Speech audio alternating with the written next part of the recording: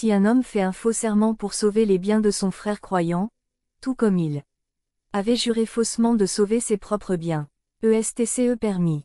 L'imam a dit, oui, c'est autorisé. 37. Hazrat Imam Jafar al-Sadiq a dit également, si quelqu'un est contraint de prêter un faux serment pour sauver la vie d'un musulman ou pour sauver ses biens d'une attaque, il est passible d'une peine de prison. Oppresseur ou voleur, non seulement l'expiation de ce faux serment n'est pas payable, mais il serait plutôt éligible pour des récompenses divines. Perte monétaire et mensonge. Il faut se rappeler 2 points à ce stade.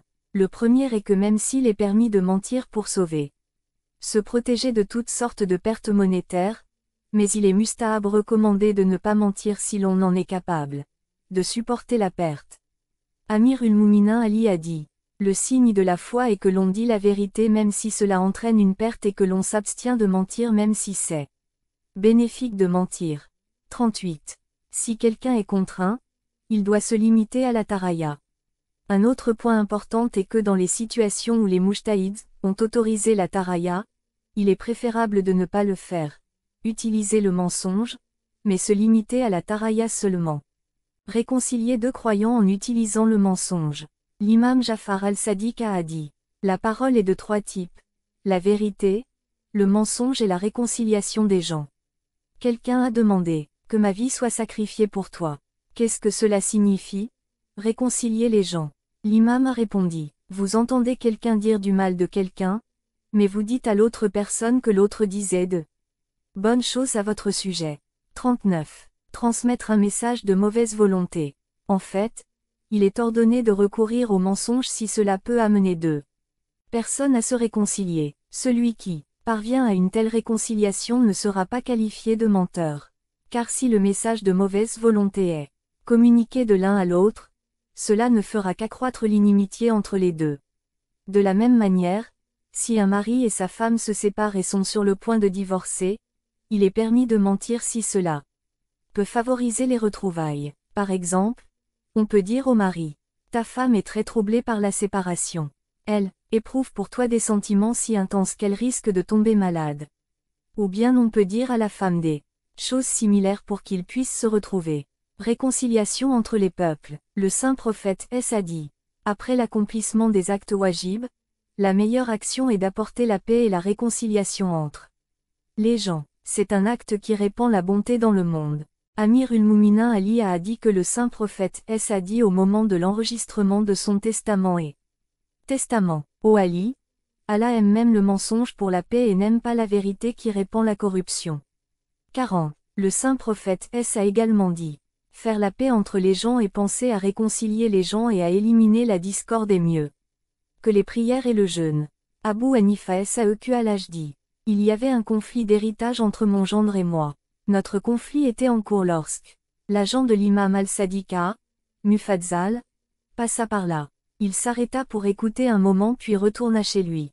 Il nous donna alors 400 dirhams et régla le conflit. Il dit alors, l'argent que je t'ai donné n'était pas à moi. Il appartenait à mon maître, l'imam Jafar as-Sadiqa. Il m'avait ordonné de résoudre les conflits entre ses disciples grâce à cet argent. Cela montre l'importance de la paix et de la réconciliation. Le saint prophète a également déclaré qu'il était mieux que les prières et le jeûne, même si cette action est mustahab recommandée alors que la première sont wajib obligatoires. La raison en est peut-être qu'en raison des prières et du jeûne, un individu est réformé, alors que le pacificateur réforme toute la société et par conséquent les prières et le jeûne. L'unité entre les musulmans est également devenue populaire parmi les gens. L'unité entre les musulmans n'est pas seulement bénéfique pour l'au-delà, elle est également très nécessaire du point de vue mondain. Lorsque les cœurs des croyants s'unissent pour l'amour d'Allah SWT, une telle puissance est atteinte que non seulement les ennemis apparents peuvent être affrontés, mais même les ennemis cachés, c'est-à-dire le soi et les chétans, peuvent être facilement détournés. Cure-water et les cœurs unis. Français. L'unité et la compréhension entre les gens peuvent être comparées à l'eau du Cure 41. Si l'eau est divisée en plusieurs récipients, dont chacun a une contenance inférieure à un cure, chaque fois qu'une impureté narassa tombe dans l'un d'eux, elle rend cette eau impure. Nadji. Mais si toute l'eau est rassemblée au même endroit et qu'elle devient plus d'impure et qu'une impureté y tombe, cela ne rend pas l'eau du cure impure. Au contraire, l'eau du cure est capable de purifier l'impureté d'un objet impur. Exactement de la même manière, lorsque les gens s'unissent, la miséricorde divine descend sur eux et chacun en bénéficie. Deuxièmement, en raison de l'unité entre les musulmans, ils seront tenus en haute estime par des personnes de différentes religions, croyances. Un autre exemple est celui des mérites des prières en groupe et de leur grande récompense. Il est fortement recommandé de se comporter avec gentillesse envers le frère croyant, de l'aider et de le soutenir. De même, il est hautement méritoire de rendre visite aux croyants, de leur serrer la main et de les embrasser. Ces actions apportent de grands bienfaits.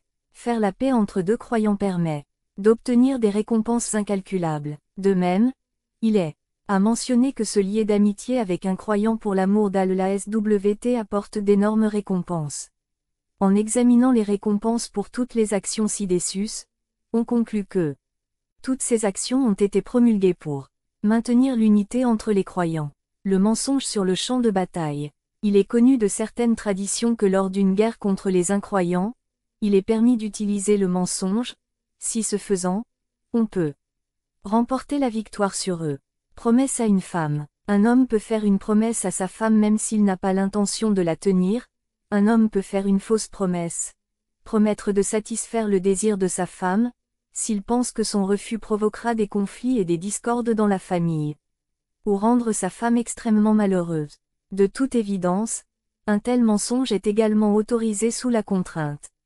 Conditions dans lesquelles un homme craint que le refus de promettre puisse conduire à une situation extrême comme le divorce. Il est cependant difficile de déterminer si une telle promesse est autorisée ou non.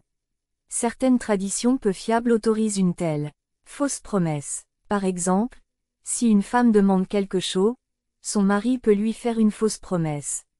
La peur des représailles et des bonnes actions. Hazrat Ali ibn Abi Talib a dit, « Ne mentez pas, car quand on désire quelque chose, on s'efforce d'y parvenir, et quand on craint quelque chose, on s'efforce d'y parvenir, pour le garder loin de lui. » 42. L'imam Ali explique la tradition ci-dessus comme suit.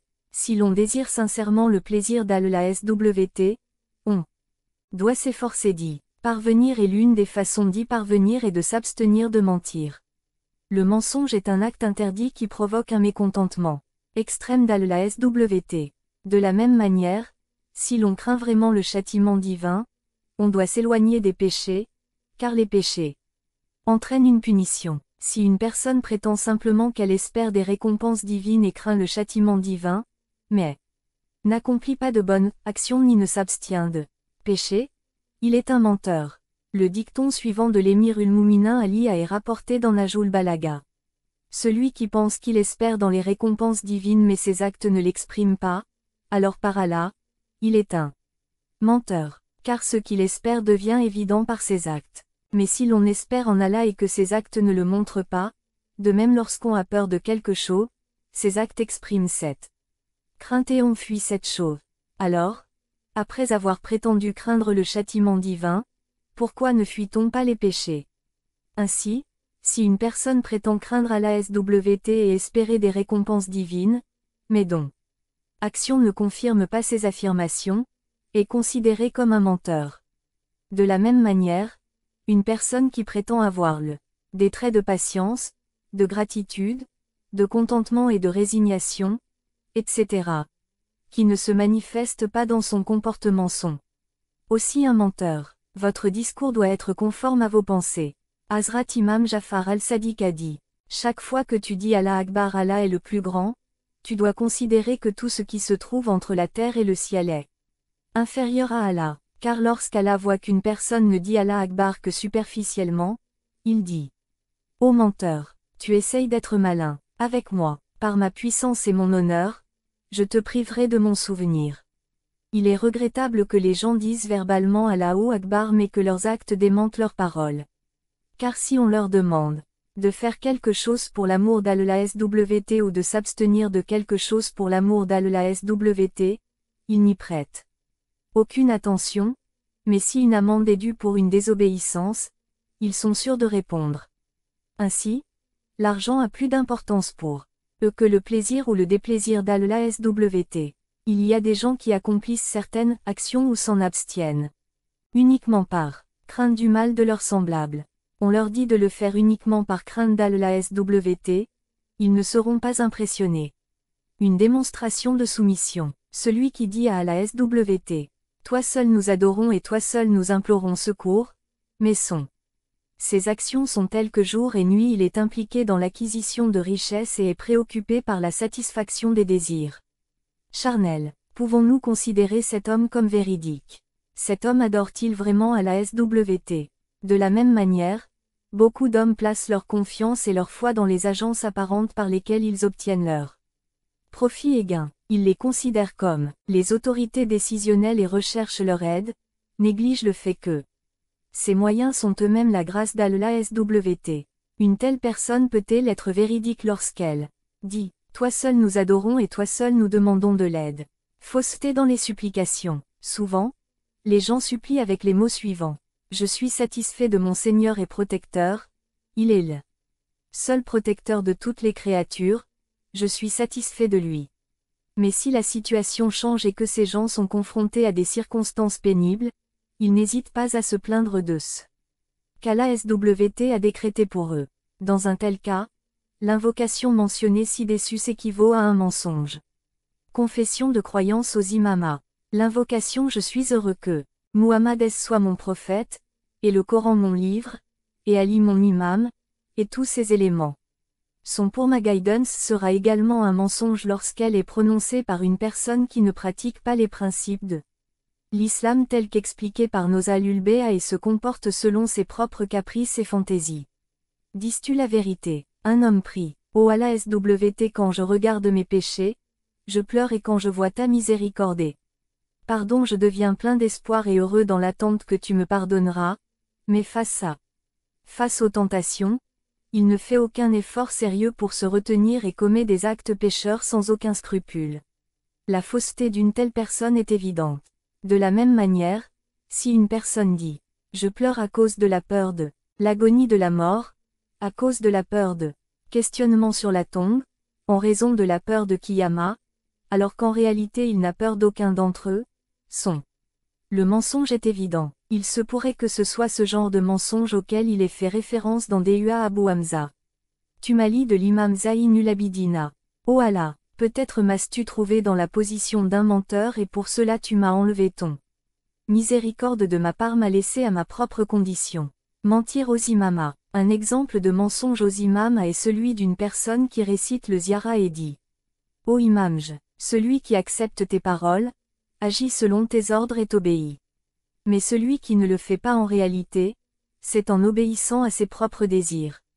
Celui-là est un hypocrite. Il ment au imama. Un autre exemple d'un tel mensonge est lorsqu'il dit dans Ziara. Nous faisons la paix avec ceux qui sont en conflit avec nous. La paix avec vous et nous faisons la guerre à ceux qui sont en guerre avec vous. Même s'il affirme verbalement, en pratique, il est ami avec les ennemis de l'islam. Il est également hostile aux croyants. Affirme également. Je me tiens à l'écart de vos adversaires, mais n'agis pas en conséquence. Une telle personne ne ment-elle pas Allah? Les imams. Alors comment devrions-nous prier? Une question se pose ici. Si en récitant un Déua ou une Ziara, on est obligé de proférer des mensonges, alors comment doit-on prier?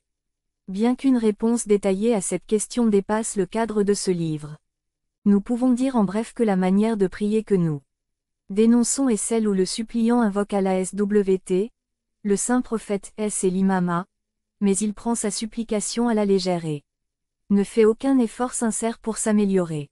Cependant, le croyant ne doit pas penser que, puisqu'il est impossible d'éviter la fausseté dans les prières, il est préférable de ne pas prier.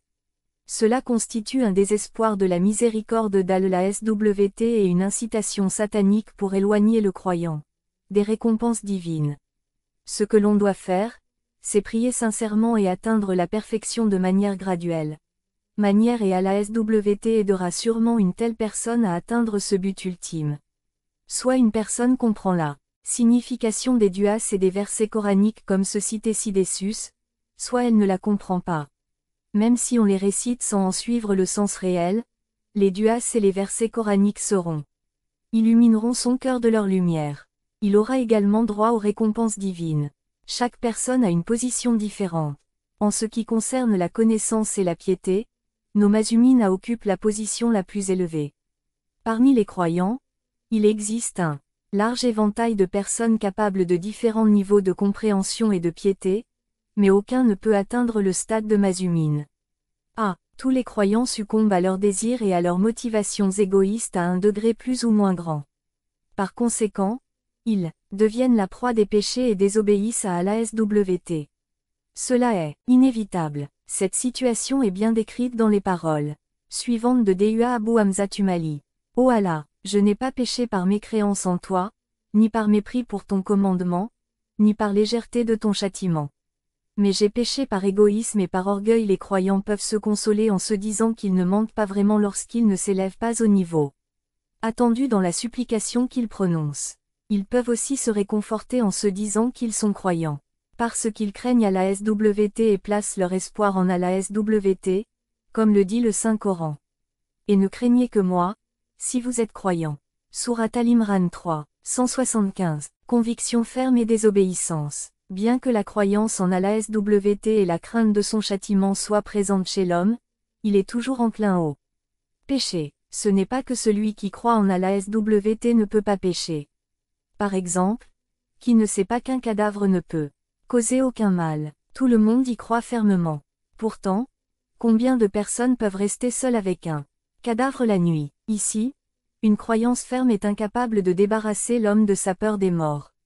Même une croyance ferme ne peut garantir ses actions. C'est pour cette raison que nous récitons dans le Dua. Accorde-moi une conviction si ferme, que je puisse t'adorer avec sincérité. Il ne fait aucun doute que si quelqu'un prie à la SWT avec une peur intense, ce qui l'empêcherait de commettre des péchés, Allah SWT le fera sûrement. Créer une telle peur dans son cœur.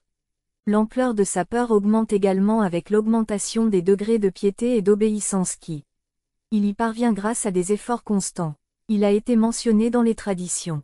Celui qui désire quelque chose et s'efforce de l'obtenir, le trouve. Vraiment, il semble que seul le mazumine puisse être absolument véridique. Comme le dit le Saint-Coran. Et soit avec les véridiques. Sourate At-Tauba 9, 119. Les véridiques mentionnés dans ce verset sont les Aoul Baïta. 1. Wazai Ulsia. 2. Mustadrakul Wazai. 3. Mustadrakul Wazai. 4. Mustadrakul Wazai. 5. Uzul al-Kafi. 6. Mustadrakul Wazai. 7. Référence au verset suivant. Mais quiconque conteste avec toi sur cette affaire, d'après ce que tu as appris comme science, dis alors. Venez, appelons nos fils, et vos fils et nos femmes et vos femmes et nos proches et vos proches, alors soyons sérieux dans prier, et demandez à Allah de maudire les menteurs. 3. 61. 8. Référence au verset suivant. Et elle éloignera d'elle le châtiment si elle témoigne 4 fois, en prenant Allah à témoin qu'il est vraiment l'un des les menteurs. 24. 8. 9. Al-Kafi. 10. Al-Kafi. 11. Mustadrakul Wazai. 12. Mustadrakul Wazai. 13. Mustadrakul Wazai. 14. Mustadrakul Wazai. 15. Wazai Ulsia. 16. Mustadrakul Wazai. 17. Wazai Ulsia. 18. Al-Kafi. 19. Mustadrakul Wazai. 20. Mustadrakul Wazai. 21. Wazai Ulsia. 22. Uyun al-Akbar al-Rida. 23. Al-Kafi. 24. Al-Kafi. 25. Al-Kafi. 26. Wazai Ulsia. 27. Pèlerin Cachemire. 28. Najul Balaga. 29. Wazai Ulsia. 30. Al-Kafi. 31. Al-Kafi. 32. Wazai Ulsia. 33. Wazai Ulsia. 34. Kizal. 35. Safina Ulbiar. 36. Biar à la Noire. 37. Wazai Ulsia. 38. Najul Balaga. 39. Wazai Ulsia. 40. Wazai Ulsia. 41. Curée de 377 litres. Selon la loi islamique pratique, si la quantité d'eau est supérieure à un cure et si elle entre en contact. Dans le cas d'une chose impure, elle n'est pas considérée impure à moins que sa couleur, son odeur ou son goût n'ait changé. 42. Al-Kafi. 18e péché majeur. Le faux serment. Selon les traditions, Le faux serment appartient à la catégorie des péchés majeurs. Le faux serment est une péché plus grave tel que mentionné dans la tradition authentique rapportée par Abdul Azim et aussi dans la tradition de Imam al-Rida cité par Fazl ibn Shazan. Il y a un rapport de l'imam Jafar al-Sadiq dans le livre Touaf al-Ukl. Les faux serments entraînent la destruction de la foi. 1. Selon les traditions, une personne qui transmet un faux rapport ou un faux serment sera plongée dans la dépravation et sera entourée du feu de l'enfer. Les traditions affirment qu'un faux serment détruit la foi d'une personne tout comme une lame tranchante enlève les poils du corps. Jurer par Allah SWT, transmettre un mensonge est une pratique particulièrement péché détestable. La punition pour un faux serment. Quant à ceux qui acceptent à bas prix le pacte d'Allah et leur propre serment, certes, ils n'auront pas de part dans l'au-delà, et Allah ne leur parlera pas, et ne les regardera pas au jour de la résurrection, et ne les purifiera pas, et ils auront un châtiment douloureux. Surat Al-Imran 3, 77. Ce même verset a été cité par l'imam Jafar al-Sadiq pour prouver que prêter un faux serment est l'un des plus grands péchés. Le prophète ordonne la prestation de serment. Un incident intéressant est cité dans Tafsir al-Mizan, tiré du livre Amali. Imr al-Ka'i et un autre homme avaient un différend au sujet d'une propriété. Tous deux se rendirent auprès du saint prophète Il demanda à Imr al-Ka'i: Pouvez-vous fournir 2 témoins justes pour étayer votre affirmation? Il a répondu: Non. Le saint prophète a dit: Alors votre adversaire devrait prêter serment. Imr al-Ka'i dit: Mais que se passera-t-il s'il jure faussement et acquiert ma propriété? Le saint prophète répondit: S'il jure faussement, il sera inclus parmi les personnes qui ne seront pas éligibles à la miséricorde divine. Le jour du jugement, Allah ne le purifiera pas de ses péchés. Il y aura un châtiment terrible pour un tel homme. Lorsque le plaignant a entendu ces déclarations, il a été rempli d'horreur et a abandonné sa fausse prétention à la propriété d'Imr al-Ka'i. Hazrat Imam Jafar al-Sadiq aurait dit: Celui qui fait sciemment un faux serment a fait la guerre à Allah. 2. L'imam Muhammad al-Bakir a dit que le saint prophète a dit: Abstenez-vous de faux serments, car ils détruisent les habitations et rendent le pécheur impuissant. 3. Selon d'autres traditions, le faux serment et la rupture des relations sont 2 péchés qui causent la destruction des villes et des villages. Les habitants sont éliminés et la progéniture est anéantie. Les conséquences néfastes des faux serments.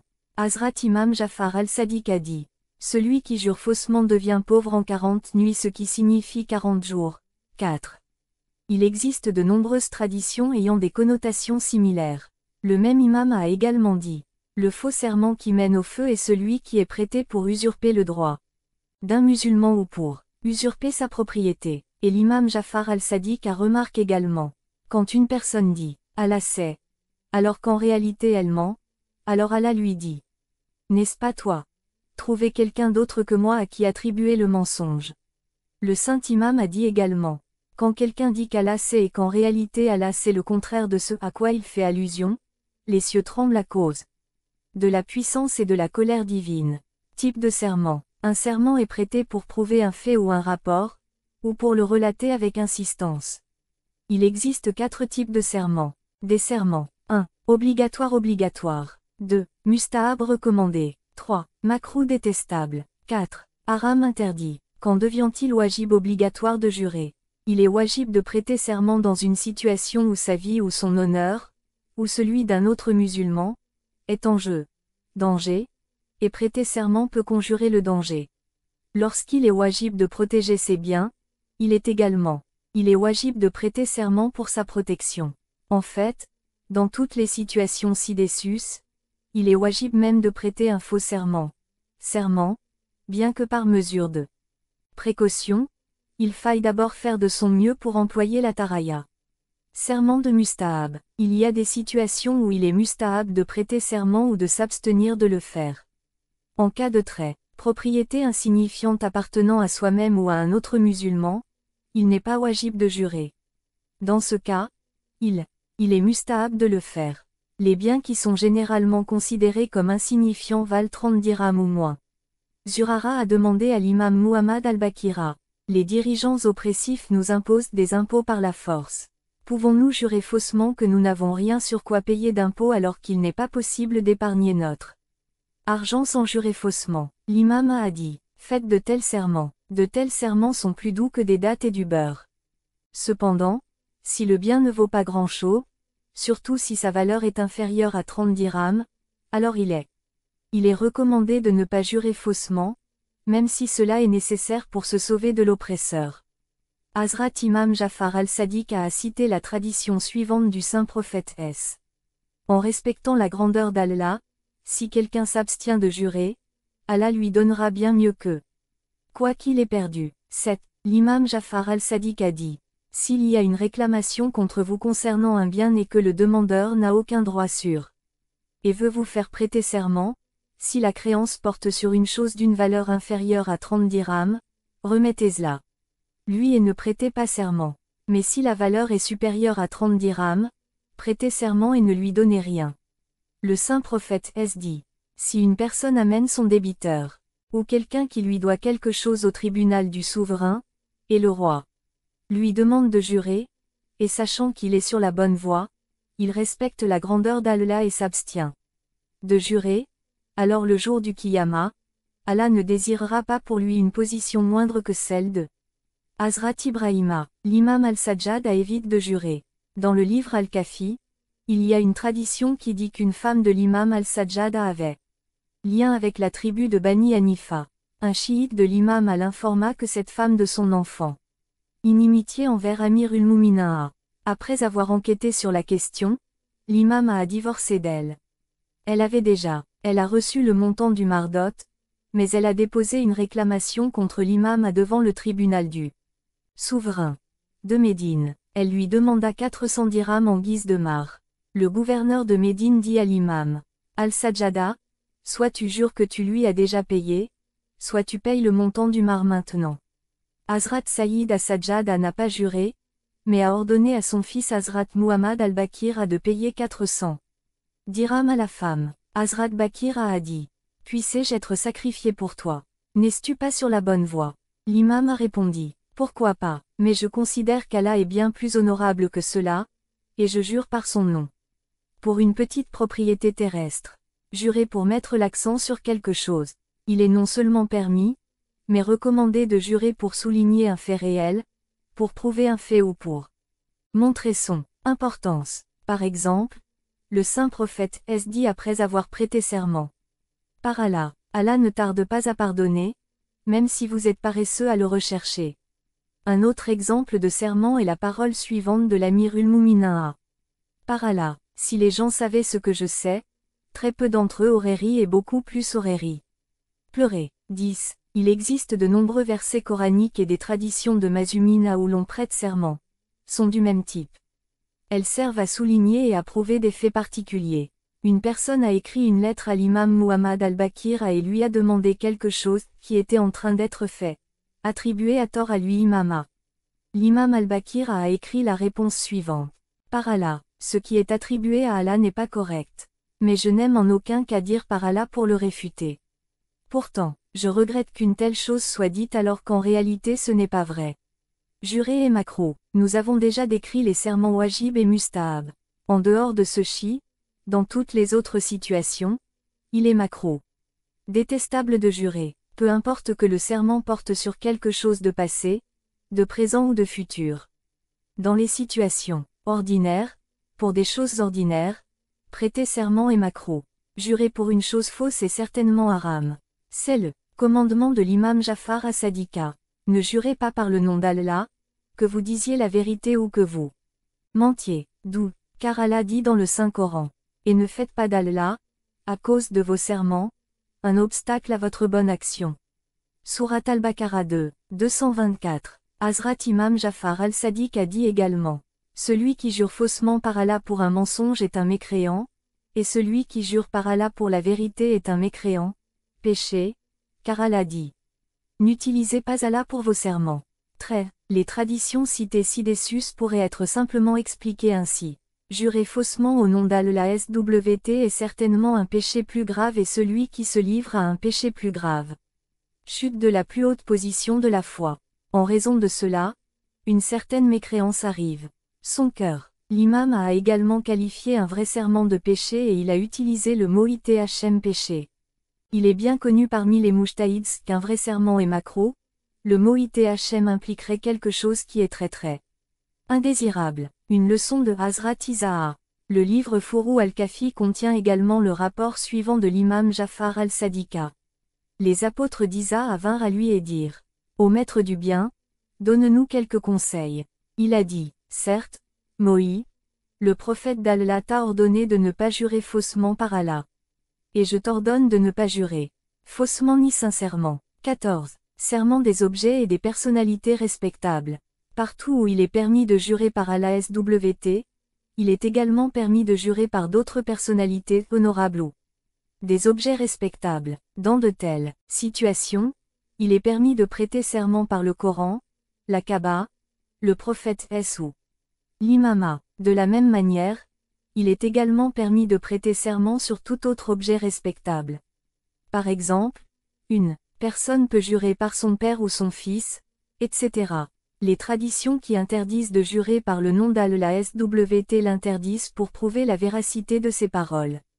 Elles n'interdisent pas de prouver la véracité d'un fait par serment. Cependant, lorsqu'une situation se présente où il devient obligatoire de prêter serment, il faut alors jurer uniquement par Allah SWT. Un serment par tout autre objet ou personnalité ne sera pas absolument correct et du point de vue de la charia, l'affaire ne sera pas concluante. De même, si l'on doit prêter serment pour accomplir une action particulière dans le futur, dans ce cas, également, on doit jurer uniquement par Allah SWT. Tout autre vœu n'a aucune valeur légale. Le serment qui est haram en toutes circonstances. Le serment qui est haram en toutes circonstances et que l'on ne peut jamais prêter est celui de se dissocier d'Allah SWT et de sa religion. Par exemple, un homme dit: si je n'accomplis pas cette action particulière, je serai dissocié d'Allah SWT et de sa religion. Un serment est certainement haram. De la même manière si l'on dit: si je ne fais pas cela, je n'aurai pas cru au saint prophète ou j'aurais rejeté la maîtrise d'Aliyah, sinon je deviendrai mécréant. Un tel vœu est également haram. Il est haram que l'on veuille prouver la vérité ou mettre l'accent sur un fait. Le saint prophète a entendu une personne prêter un tel serment. Il a dit: malheur à toi, si tu abandonnes la religion de Mahomet, alors quelle religion suivriez-vous? Le narrateur dit que le saint prophète n'a pas parlé à cet homme jusqu'à la fin de sa vie. L'imam Jafar al-Sadiq a informé Younous ibn Zabian: Ô Youssef, ne parle pas de se dissocier de nous dans un serment. Celui qui prête serment, que ce soit pour une chose vraie ou fausse, il se dissocie réellement de nous. C'est expiation pour un serment interdit. L'expiation d'un serment qui est haram, le serment qui déclare la dissociation avec les personnalités divines. Selon un groupe de mujtahids, cela équivaut à l'expiation du zihar quand on fait vœu de s'abstenir de ses époux sexuellement. Un autre groupe de mujtahids a prescrit que son expiation soit égale à celle de la rupture d'un. Et c'est la même peine que celle qui résulte de la rupture ou du non-respect d'un jeûne wajib du Ramadan. 17. Cependant, Cheikh Mufidra dit que l'expiation du vœu de dissociation consiste à nourrir jusqu'à satiété 10 pauvres. Et à se repentir. Le même décret est prouvé par une lettre de l'imam Al-Hazan al-Askariya, qui est citée dans le livre Masalik. L'imam a dit: il nourrira 10 pauvres avec un mât d'environ 3/4 de kilo de nourriture et demandera pardon d'Allah. Dans cette pénalité, les aliments suivants peuvent être donnés: blé, farine de blé, orge, riz ou tout autre aliment cuit. Nourriture. Puisque la chaîne de narrateurs de cette tradition est authentique, il faut agir en conséquence par mesure de précaution. Mesure. Imam Jafar al-Sadiq et Mansour Dawaniki. Un homme vint trouver le roi abbasside Mansour Dawaniki et commença à l'inciter à attaquer l'imam Jafar al-Sadiqa. Il dit: il désire lancer une attaque contre vous. Il a envoyé de l'argent à différents endroits pour cela et continue de le faire. Il a toujours soutenu les fils d'Abdullah ibn Hassan, Muhammad et Ibrahim, et ces deux-là vous ont affronté. Mansour a convoqué l'imam Jafar al-Sadiq de Médine. Lorsque l'imam est arrivé au tribunal de Mansour, il a cité les fausses allégations et a sévèrement critiqué l'imama. L'imam a répondu, je cherche protection auprès d'Allah contre de telles choses. Toutes ces allégations sont fausses. Mansour a appelé l'homme qui avait porté ces fausses accusations contre l'imam. L'accusé est venu et a répété ses accusations. L'imam al-Sadiq lui a demandé, pouvez-vous jurer de la véracité de vos déclarations? Cet accusé se mit à dire, par Allah, celui en dehors de qui il n'y a pas de divinité, c'est lui. L'imam l'interrompit. Ne vous précipitez pas pour prêter serment, dites ce que je vous commande. Mansour a demandé, y a-t-il un défaut dans le serment qu'il a prêté? L'imam répondit, lorsqu'un homme jure par Allah, louant les qualités divines, Allah s'abstient d'envoyer un message immédiat. Il devrait donc dire ainsi, je jure par Allah, ignorant sa puissance et sa force, et je cherche refuge dans ma propre force et ma propre puissance, car tout ce que j'ai dit est la vérité. Mansour a ordonné à cet homme de prêter serment de cette manière. L'homme a commencé à prêter serment et n'avait même pas. Il l'a terminé quand sa langue est sortie comme celle d'un chien et qu'il est tombé mort. ESTCE contraire à un serment interdit. Certains pourraient penser que ce récit mentionne la forme interdite du serment. Ce n'est pas le cas. Muhakkik Kumi dit que, tout d'abord, la chaîne des narrateurs de cette tradition est faible. Deuxièmement, il se peut qu'ordonner un tel serment soit la prérogative exclusive d'un imam. L'imam savait que celui qui prête un tel serment n'est pas un croyant. Il était un ennemi d'Al-Ulbéa et il était nécessaire de recourir à de tels moyens afin de se disculper des fausses allégations. D'après l'explication de cette tradition par Muhakkik, il ressort clairement que l'imam a considéré que cet homme maudit méritait la mort et que sa mort ne dépendait que du serment de dissociation. Il était également nécessaire que l'imam ne soit pas méprisé et que l'imam puisse se sauver d'une persécution injuste de la part de Mansour.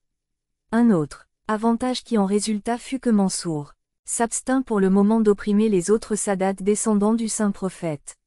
Et les croyants se repentir d'un faux serment. La méthode pour se repentir d'un faux serment est de ressentir un profond remords. Sachez qu'il a considéré le nom divin d'Allah SWT comme un jouet, et qu'il a. Si quelqu'un a commis un péché grave, plus il se repent et plus il considère son péché comme grave, plus il se rapproche de la miséricorde divine et du pardon d'Allah SWT. Si, à cause de ce faux serment, une perte monétaire est survenue à un croyant ou un croyant a été insulté, alors celui qui a pris le faux serment doit compenser la perte monétaire et s'excuser auprès du croyant, et dans la mesure du possible. Il pourrait éventuellement tenter de réparer le préjudice qui lui a été causé à cause de son faux serment.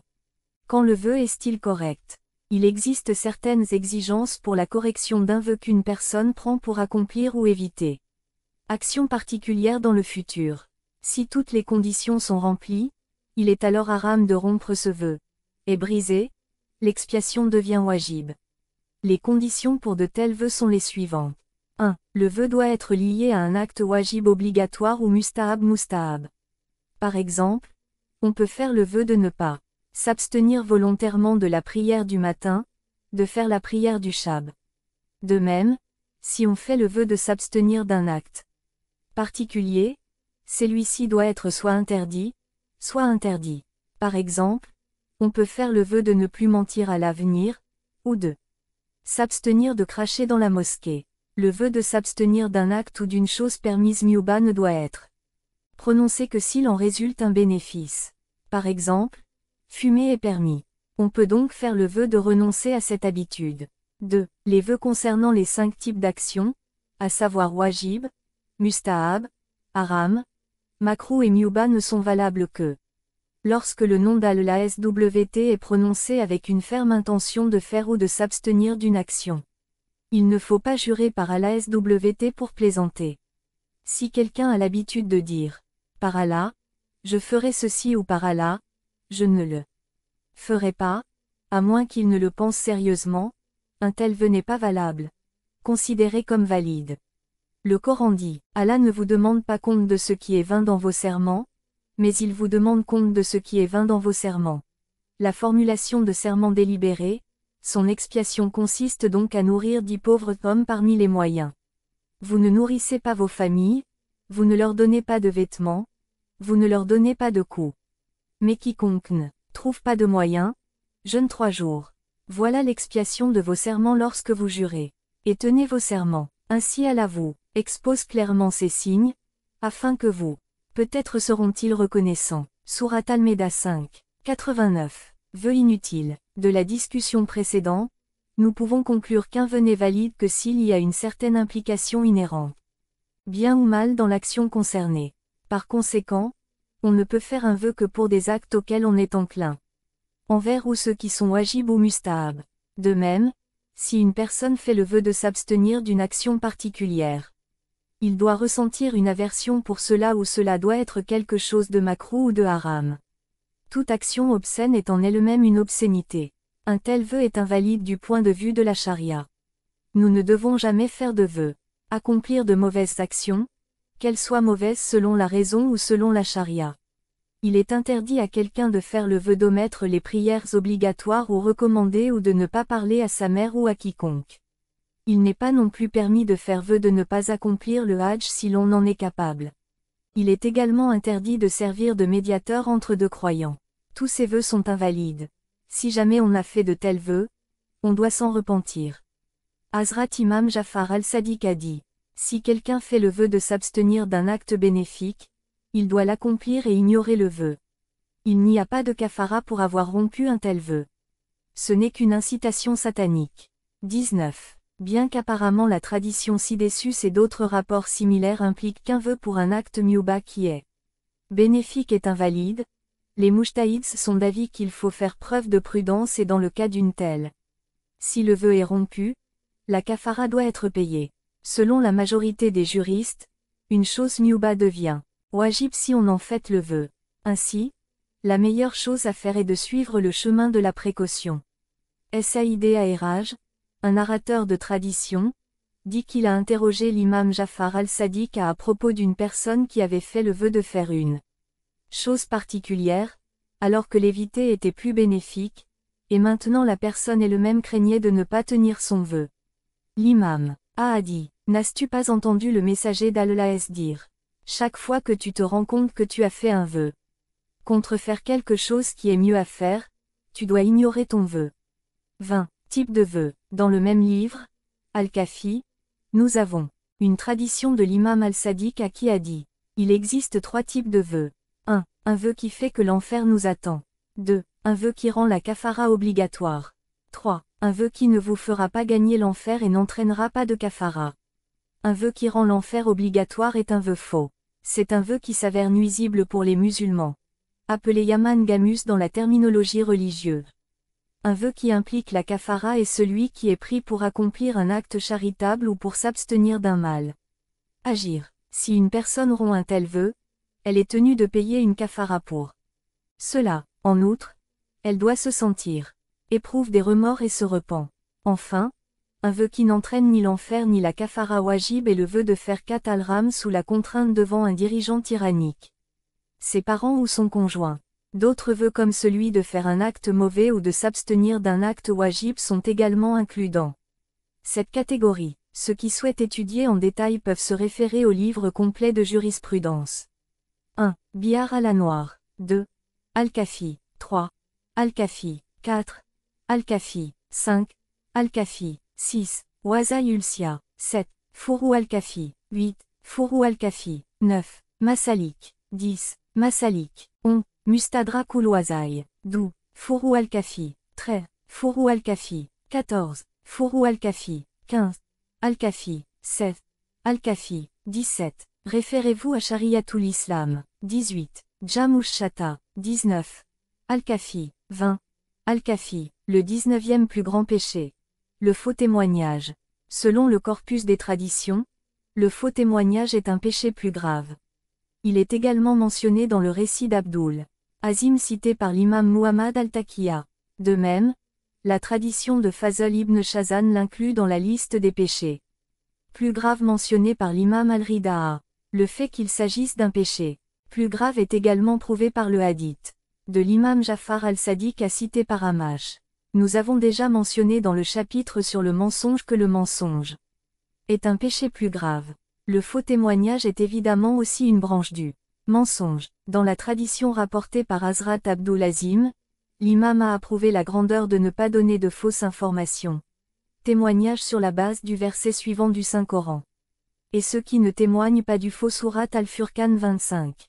72. Ceux-là seront honorés avec des lieux élevés Sourate Al-Furqan 25. 75. Dans ce verset, le mot faux signifie l'action de prouver une fausseté comme si c'était la vérité. Un autre verset dit: évitez donc l'impureté des idoles et les paroles mensongères. Sourate Hajj 22. 30. Le saint prophète dit: témoigner faussement équivaut à du polythéisme. Il est mentionné dans le Tafsir Abdul al-Fath Razi que le saint prophète a répété cette déclaration 3 fois et a ensuite cité le verset ci-dessus Sourate Hajj 22. 30. Une tradition similaire est rapportée dans Mustadrak ul-Wazai, de l'imam Muhammad al-Baqira. Dans le Coran, Allah a comparé le faux témoignage au polythéisme. Allah SWT mentionne l'évitement de l'impureté des idoles et des fausses paroles dans un seul verset. L'un après l'autre, les fausses paroles impliquent le péché et un faux témoignage. Il ressort clairement des traditions citées ci-dessus que chaque fois que le terme parole mensongère apparaît dans le Coran, cela implique un mensonge. Des versets similaires ont été cités dans le chapitre sur la musique et les chansons. C'est pourquoi certaines traditions affirment que les paroles mensongères se réfèrent à la musique ou aux chansons. En fait, le mot parole mensongère désigne toute chose mauvaise, fausse et indésirable. La musique, les chansons et les mensonges sont en tête de liste. La punition de l'enfer pour le faux témoin. Hazrat Imam Muhammad al-Baqir a dit: chaque fois qu'une personne témoigne faussement pour usurper la propriété d'un musulman, Allah écrit à ce moment-là même une punition du feu ardent pour cet homme. 1. L'imam Jafar al-Sadiq a dit: le faux témoin n'aura peut-être même pas bougé de sa place, mais la punition du feu aura lieu, déjà devenue une obligation pour lui. 2. Le saint prophète dit: un faux témoignage devant un dirigeant oppressif n'est pas encore complet lorsqu'une place dans le feu l'enfer est déjà là. Décidé pour le faux témoin. 3. Le messager d'Allah a également dit: celui qui témoigne faussement contre quelqu'un sera pendu par sa langue avec les hypocrites dans le plus bas état, partie de l'enfer. Et si quelqu'un usurpe les biens de son frère croyant, Allah ne lui accordera pas d'augmentation de sa subsistance, jusqu'à ce qu'il s'en repente. 4. Hazrat Imam Muhammad al-Baqir rapporte que le saint prophète a dit: celui qui cache son témoignage devant un juge musulman juste, ou qui donne un faux témoignage pour verser le sang des musulmans, ou qui a l'intention de s'approprier les biens d'un musulman, sera ressuscité le jour du jugement dans un tel état qu'il aura les yeux obscurs et le visage écorché. Les gens le reconnaîtront à ces signes qu'il a témoigné faussement. Le saint prophète a demandé: dois-je vous informer du plus grand des grands péchés? Les compagnons dirent: pourquoi pas, ô prophète d'Allah. Le prophète dit: faire de quelqu'un un associé à Allah et désobéir aux parents. Le prophète se reposait dos au mur. Il se redressa et continua d'un ton plus sérieux: et attention, tout mensonge. Les narrateurs disent que le saint prophète a dénoncé le mensonge à tant de reprises que nous souhaitons qu'il ne l'avait pas fait. 6. Puisque nous avons déjà expliqué que le mensonge comprend tous les types de mensonges, il comprend également le faux témoignage. Le saint prophète a également décrit le mensonge comme étant un péché plus grave. Le faux témoignage est un péché multiple. Premièrement parce qu'il est un mensonge, ce qui est un péché plus grave. Deuxièmement parce qu'il revient à accuser faussement un musulman, ce qui est également un péché plus grave, et troisièmement parce qu'il sert à opprimer une personne innocente, ce qui est encore un péché plus grave. De plus, par le biais du faux témoignage, une personne essaie d'acquérir quelque chose qui ne lui appartient pas de droit, rendant ainsi licite une chose illicite, ce qui est interdit par Allah SWT. Enfin, usurper la propriété d'autrui est également un péché plus grave.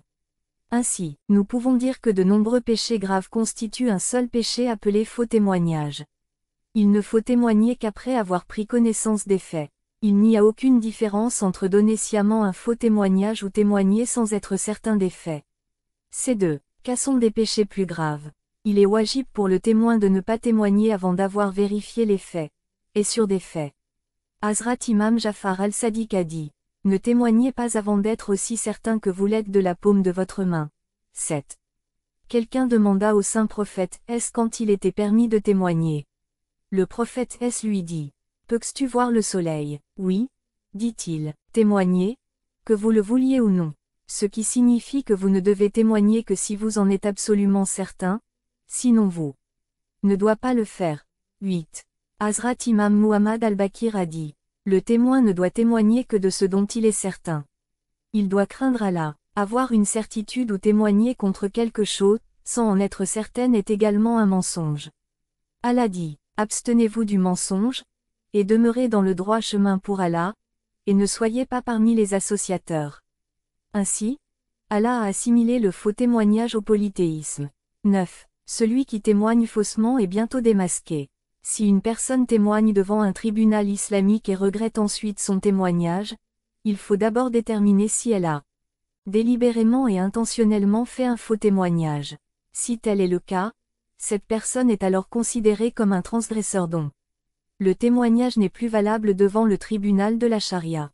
Mais si elle a été victime d'un doute et d'une incertitude, elle n'est pas disqualifiée pour témoigner à l'avenir. Cependant, si en raison du faux témoignage, elle a fait un faux témoignage, elle ne peut pas témoigner à nouveau. Si quelqu'un a subi une punition ou un préjudice immérité, il est wajib pour ce témoin de compenser la perte. Les détails de ces lois peuvent être obtenus dans les livres de jurisprudence. L'une des méthodes permettant de réfuter un témoignage est que le témoin lui-même avoue qu'il est faux. La procédure à suivre est que deux témoins justes peuvent témoigner contre lui. C'est ce qu'on appelle bayana. Enfin, les juges peuvent, sur la base de preuves solides, falsifier le témoignage d'un témoin qui a tenté de induire le tribunal en erreur. Le juge est donc habilité à rejeter un témoin s'il en est lui-même certain. Si quelqu'un a subi une perte, le juge imposera au témoin une peine exemplaire de quelques coups de fouet. Afin qu'il ne répète pas un tel crime à l'avenir.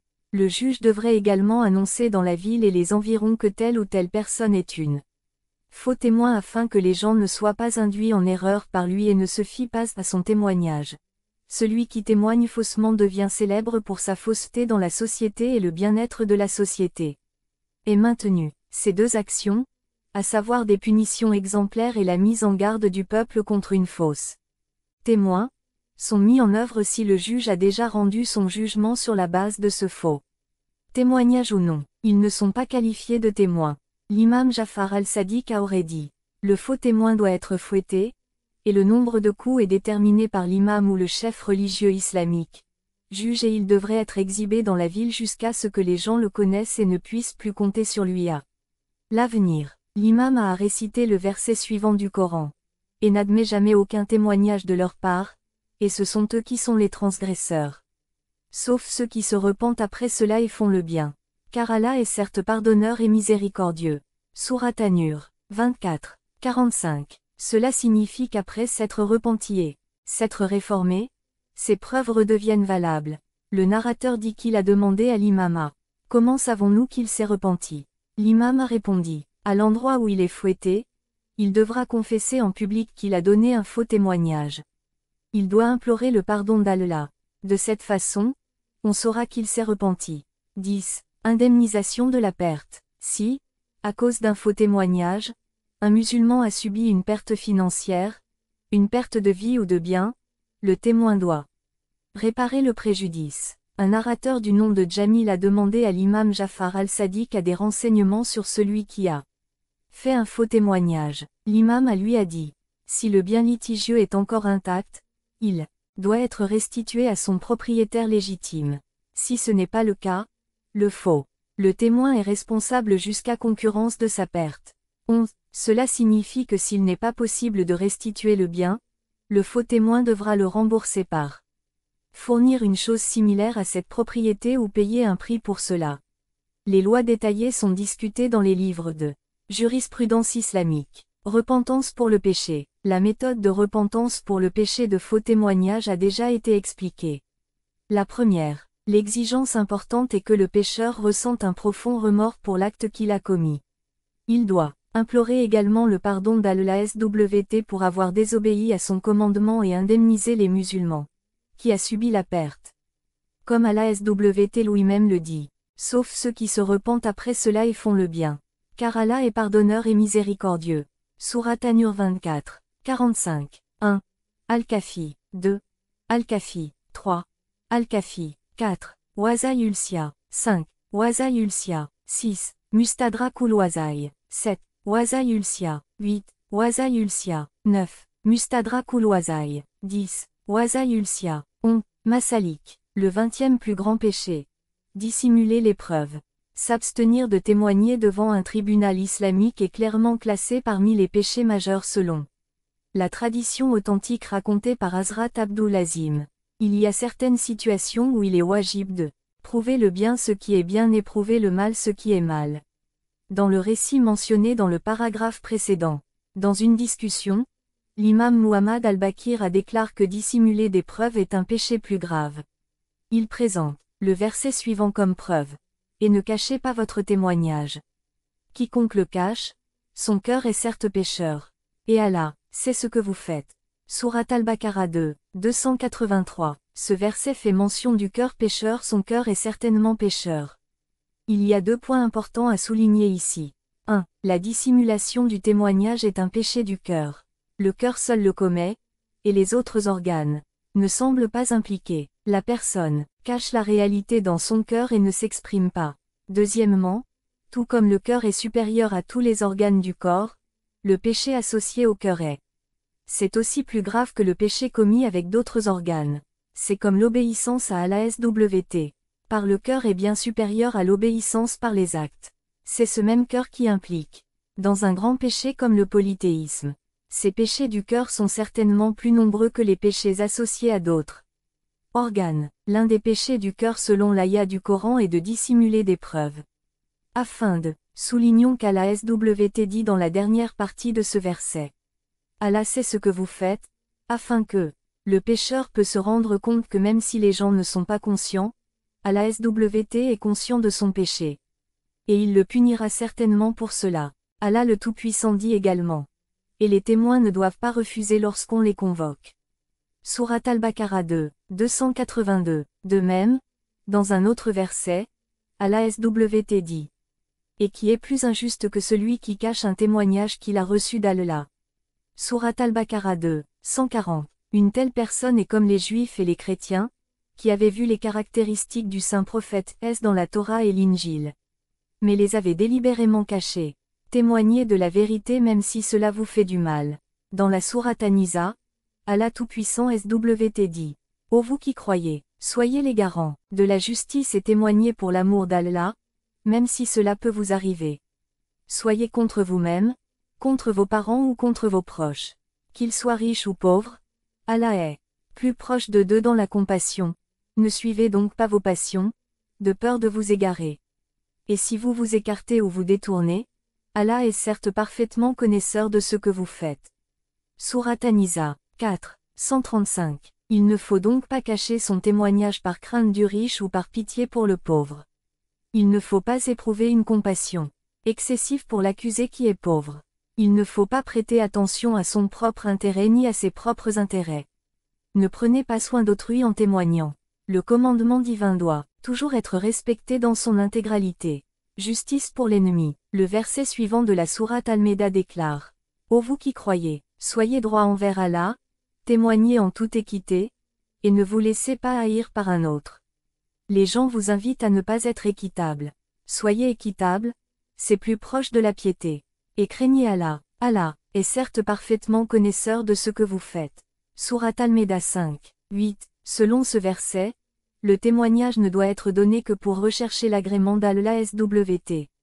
Aucun sentiment d'inimitié ne doit s'immiscer dans la déclaration de la vérité. Allah SWT dit dans un autre verset. Et témoignez en faveur d'Allah avec droiture. Sourate At-Talaq 65, 2. Ce qui cache les preuves. L'imam Muhammad al-Bakir a remarqué. Le jour du Qiyamah, Allah coupera la chair de celui qui cache des preuves, puis lui ordonnera d'en manger. Avant toutes les créatures. 1. L'imam Muhammad al-Bakir a dit également que ceux qui cachent les preuves sont décrits dans le Coran comme ceux dont le cœur a péché. Selon l'imam, le fait que le cœur ait péché implique en réalité que le cœur est mécru. Une autre tradition rapportée par l'imam est ainsi. Celui qui revient sur son témoignage ou le cache complètement, Allah lui coupera la chair et le forcera à le rendre, pour le manger devant tout le monde. Et quand il entrera en enfer, il se mordillera la langue. 2. Hazrat Imam Musa al-Kadim a dit. Quand on vous demande une preuve, donnez-la, car Allah dit. Certes, Allah vous ordonne de restituer les dépôts à leurs propriétaires sourate.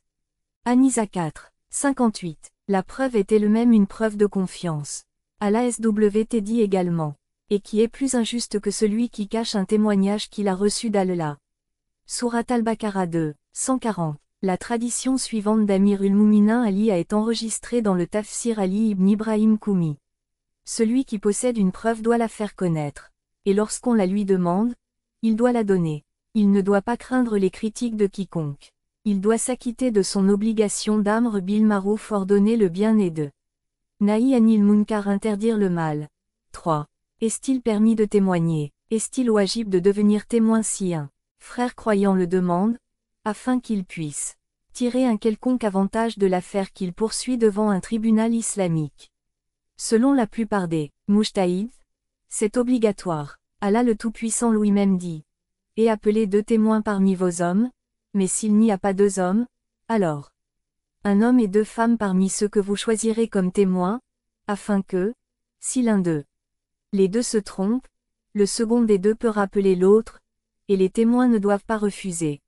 Lorsqu'ils sont convoqués. Sourate Al-Baqarah 2, 282, Hicham dit que l'imam Jafar al-Sadiq a dit. Et les témoins ne doivent pas refuser quand on les convoque.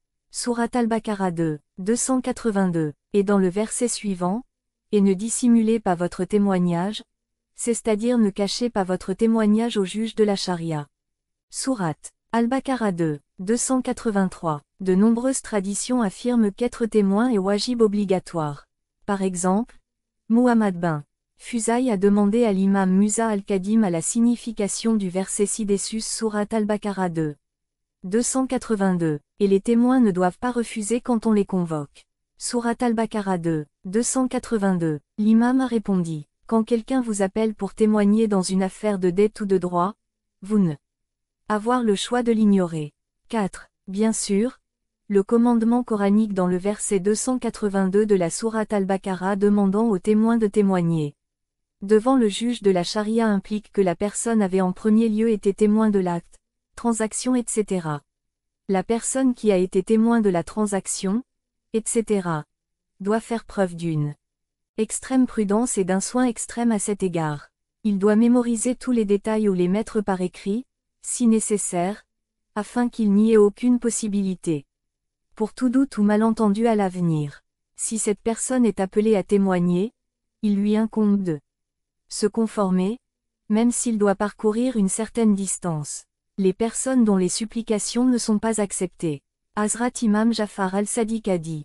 Les duas de 4 types de personnes ne sont pas exaucées. À une personne qui reste assise chez elle et